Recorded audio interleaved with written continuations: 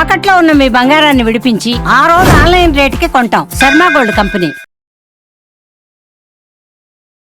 నమస్కారం, సుమన్ టీవీకి స్వాగతం. ముందుగా సుమన్ టీవీ ప్రేక్షకులకు శ్రీ విశ్వావసునామ ఉగాది శుభాకాంక్షలు.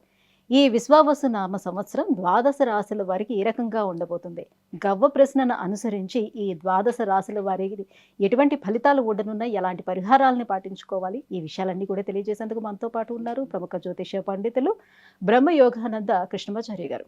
గురుగారు నమస్కారం. జై వీరబ్రహ్మచి. నమస్కారం. గురుగారు, తులారాశి వారికి ఈ విశ్వావసునామ సంవత్సరం గవ్వ ప్రశ్నలను అనుసరించి ఎలా ఉండబోతుంది? శివాయ బ్రహ్మణే నమ, వీరబ్రహ్మేంద్ర స్వామినే నమో నమ. ఓం హ్రీం క్లీం శ్రీం శివాయ బ్రహ్మణే నమ, వీరబ్రహ్మేంద్ర స్వామినే నమో నమ. తులారాశి వారికి ఆదాయం 11, వ్యయం 5, రాజ్యపూజ్యం 2, అవమానం 2. వచ్చినటువంటి ఫలితం తులారాశి వారికి కూడా బుధుడికి సంబంధించినటువంటి స్థితిగతులు. ప్రత్యేకించి వృత్తి, ఉద్యోగం, వ్యాపార సంబంధమైనటువంటి విషయాలు, ఆర్థికపరమైనటువంటి విషయాల పట్ల మాత్రం ఎక్కువగా మీరు ఆలోచన చేస్తూ ఉంటారు. స్థిరమైనటువంటి ఉద్యోగం లేక, పదోన్నతి లేక, మీరు చేసే ప్రయత్నాలు సఫలీకృతమయ్యేటువంటి అవకాశం కనపడుతుంది. ప్రత్యేకించి తులారాశి జాతకులకి గడిచినటువంటి కొన్ని మాసాలుగా లేదా సంవత్సరాల రోజులుగా సానుకూలవంతమైనటువంటి పరిస్థితులే గోచరవశాత్తు ఉన్నాయి. ప్రశ్నాశాస్త్రాన్ని అనుసరించి చూస్తే కూడా మరిన్ని యోగాలు కలిసి వచ్చే అవకాశం ఉంది. చాలా అద్భుతమైనటువంటి స్థితిగతుల్లో మీ జీవనం ఉండబోతుంది అనడంలో ఎటువంటి సందేహం కూడా లేదు. కొన్ని ప్రత్యేకమైనటువంటి పరిస్థితుల్లో మీరు చేస్తున్న వృత్తి, ఉద్యోగ సంబంధమైన విషయాల్లో సహచరుల యొక్క సహకారం లభిస్తుంది. కార్యాలయంలో మీ యొక్క స్థాయి పెరుగుతుంది. గోచారవశాత్తు ఉన్నటువంటి పరిస్థితులు, ప్రశ్నాశాస్త్రాన్ని అనుసరించి వచ్చినటువంటి పరిస్థితులు ఏంటంటే, మీ దైనందిన జీవితంలో జీవిత లక్ష్యాన్ని నెరవేర్చుకోవడానికి మీరు మరో మెట్టును పైకి ఎక్కే అవకాశం కానీ, ఒక అద్భుతమైనటువంటి అవకాశం మీ దరి చేరేటువంటి పరిస్థితులు కానీ గోచరిస్తూ ఉంటాయి. స్థిర చరాస్తులకు సంబంధించి అమ్మకం, కొనుగోలు లాభిస్తుంది. కొత్త స్థిరాస్తులు కొనేటువంటి అవకాశం ఉంది. మీరున్నటువంటి ప్రాంతం నుండి స్థానచలనం ఒక అదృష్ట యోగంగా చెప్పచ్చు. ఉద్యోగంలో కానీ, వ్యాపారంలో కానీ విస్తరించాలన్నటువంటి ఆలోచన చేత మీరు చేసే నిర్ణయాలు సఫలీకృతమవుతాయి. యోగదాయకమైనటువంటి ఫలితాలకు కారణమవుతాయి.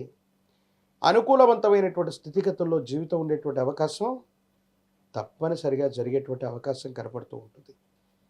సంతానపరమైన అంశాల పట్ల మాత్రం జాగ్రత్త. సంతానం వారికి సంబంధించినటువంటి విద్య, ఉద్యోగం, భవిష్యత్తు విషయంలో కొన్ని ఆలోచనలు తీసుకోవాలి. ప్రత్యేకించి షష్టమ స్థానం మీద శని భగవానుడు లేదా ఇతర గ్రహాల యొక్క స్థితిగతులను అనుసరించి చూస్తే ధనాన్ని ఎవరికైనా అప్పుగా ఇవ్వటం, కొంతమందిని నమ్మి విశ్వసించి విలువైనటువంటి వస్తువులు, బంగారు ఆభరణాలు, క్రెడిట్ కార్డులు, ధన సంబంధమైనటువంటి విషయాల్ని ఎవరికైనా అప్పచెప్పడం వల్ల కొన్ని విషయాల్లో మోసపూరితమైనటువంటి పరిస్థితులకు కారణమయ్యే అవకాశం ఉంటుంది. ప్రత్యేకించి అందరినీ నమ్మటం, విశ్వసించడం, వారికి ధన సంబంధమైనటువంటి రూపేణా మీరు సహాయం చేయటం కొన్ని పరిస్థితుల్లో ఇబ్బందులకు కారణమై వాళ్లతో మిత్రత్వానికి బదులు శత్రుత్వం వచ్చేటువంటి అవకాశాలు కూడా ఉంటూ ఉంటాయి. దైనందిన జీవితంలో మీ కుటుంబానికి సంబంధించినటువంటి ఓ స్త్రీ సంబంధమైనటువంటి వ్యక్తితో అనవసరమైనటువంటి వాగ్వాదం జరగటం, లేదా వాళ్ళు మనల్ని తప్పుగా అర్థం చేసుకోవటం, మనకు సంబంధం లేనటువంటి అంశంలో కూడా మన పేరును జొప్పించే ప్రయత్నం చేయటం మానసికమైనటువంటి వ్యధకు కారణమవుతుంది. మానవ సంబంధాలన్నీ కూడా ఆర్థిక సంబంధాలే అన్నటువంటి విషయంలోకి, నిరాశల్లోకి, నిస్పృహలకు మీరు వెళ్ళిపోతుంటారు.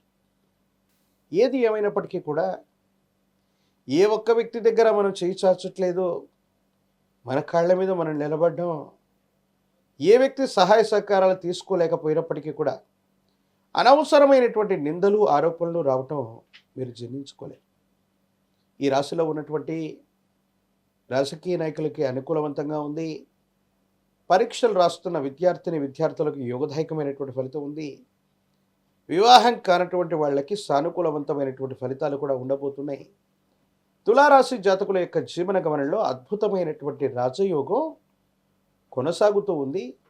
వృత్తి, ఉద్యోగం, ప్రత్యేకించి వ్యాపార సంబంధమైనటువంటి విస్తరణ, ఒకటి కంటే ఎక్కువ మార్గంలో ధనాన్ని సముపార్జించడానికి మీరు చేసే ప్రయత్నాలు తప్పనిసరిగా యోగించేటువంటి అవకాశం కనబడుతుంది. గురుగారు, ఎప్పుడూ లేని విధంగా ఈసారి 4 గ్రహాలు కూడా వక్రీకరణ అనేది జరుగుతుంది. దీనివల్ల చాలా సమస్యలు ఏర్పడుతూ ఉంటాయని చెప్పి కొంతమంది పండితులు చెప్పగా విన్నాము. ఇది నిజమేనంటారా? అన్ని రాశుల వారికి ఈ ఎఫెక్ట్ అనేది ఉంటుందంటారా? సాధారణంగా గ్రహాల యొక్క వక్రీకరణ స్థితిగతులే కాకుండా ఒక సంవత్సర ఫలితంలో ఏర్పడబోయేటువంటి సూర్యగ్రహణ, చంద్రగ్రహణ ఫలితాలు ప్రధానమైనటువంటి ఫలితాలని నిర్దేశన చేస్తూ ఉంటాయి. ప్రత్యేకించి కొన్ని సందర్భాల్లో ఈ సంవత్సరం కూడా 2 చంద్రగ్రహణాలు ఉన్నాయి. గ్రహాల యొక్క వక్రీకరణ కంటే కూడా గ్రహణ సంబంధమైనటువంటి స్థితిగతులు కనీసం 6 మాసాలు లేదా సంవత్సర కాలంలో ఏర్పడేటువంటి ఫలితాలకి ప్రధానమైనటువంటి కారణంగా మన జ్యోతిష్యంలో ప్రాథమికంగా మనం చదువుకుంటాం. సెప్టెంబర్ మాసం 7వ తారీఖు 2025 విశ్వావసు నామ సంవత్సరం భాద్రపద మాస పౌర్ణిమ. ఆ మరుసటి రోజు నుంచి మహాలయ పక్షాలు మొదలవుతాయి. ఈ పౌర్ణిమతో కూడినటువంటి ఆదివారం రాహుగ్రస్తమైనటువంటి సంపూర్ణమైనటువంటి చంద్రగ్రహణం ఏర్పడబోతోంది. ఇది శతభిష నక్షత్రం, పూర్వభద్ర నక్షత్ర జాతకులకి మంచిది కాదు. అలాగే మరో చంద్రగ్రహణాన్ని కూడా మనం వీక్షించబోతున్నాం.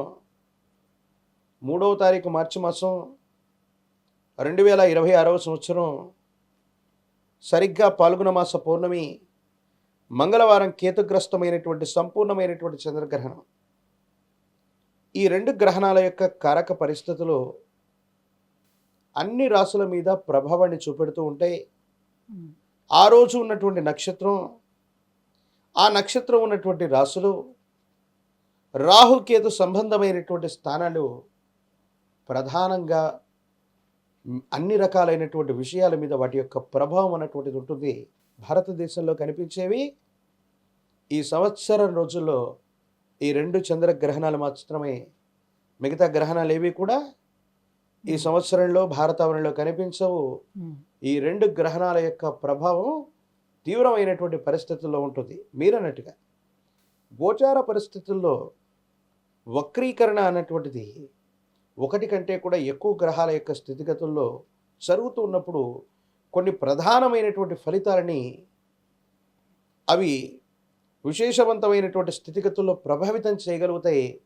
కానీ గ్రహణ సంబంధమైనటువంటి ఫలితాలు ప్రతి రాశి మీద ప్రత్యేకమైనటువంటి ముద్రను వేస్తాయి.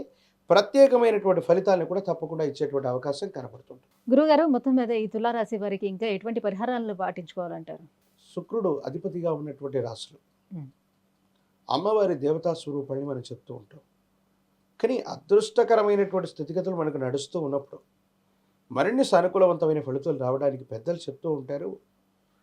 మీ యొక్క గ్రామదేవత, కులదేవత అయినటువంటి అమ్మవారు, మీ గ్రామంలో ఉన్నటువంటి అమ్మవారు అవ్వచ్చు, మీ ఇంటికి అధిష్టాన దేవతగా ఉన్నటువంటి అమ్మవారు అవ్వచ్చు, గ్రామదేవతా స్వరూపాలు ఎళ్ళమ్మ, పెద్దమ్మ, పోలేరమ్మ, మాగుళ్ళమ్మ ఇలాంటి పేర్లతో పిలవగలిగినటువంటి గ్రామదేవతా స్వరూపాలని పూజించటం, 108 నిమ్మఫలాల మాలని అమ్మవారికి అందజేయటం, పాల పొంగళ్ళని నివేదించటం యోగదాయకమైనటువంటి పరిస్థితులకు కారణమవుతుంది.